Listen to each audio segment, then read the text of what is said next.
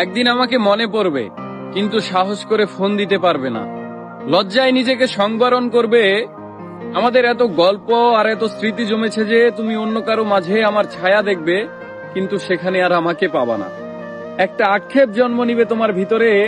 রাত গভীর হলে আমার ফেসবুক ওয়াল ঘুরতে মন চাইবে তোমার।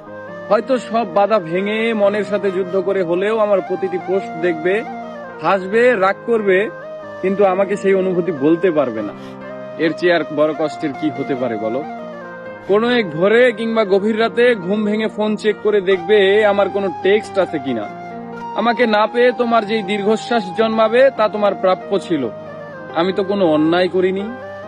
এখন যার সাথে আছো তাকে নিয়ে যতই সুখে থাকো, যতই ভালো থাকো, আমি জানি আমাকে তোমার মনে পড়বেই, কারণ আমি তোমাকে ঠকাইনি। তার সাথে কাটানো প্রতিটি সুখময় মুহূর্তে আমি থাকবো তোমার মস্তিষ্কের একটা কোণে।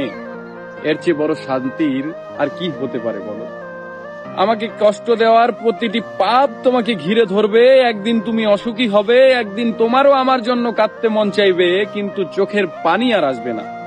এক শীতে সমুদ্রে স্নান করতে যাবে, সাথে প্রিয় মানুষটা থাকবে, অথচ সেখানে আমার থাকার কথা ছিল। এক জ্যোৎস্নার রাতে আকাশ দেখে তোমার চোখের কোণায় পানি জমবে।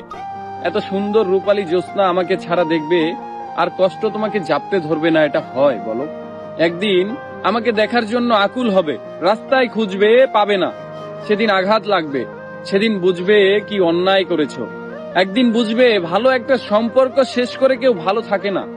একদিন বুঝবে কথা দিয়ে কথা না রাখাটাও একটা অন্যায়। সেদিন চাইলেও আর নিজেকে ভালো রাখ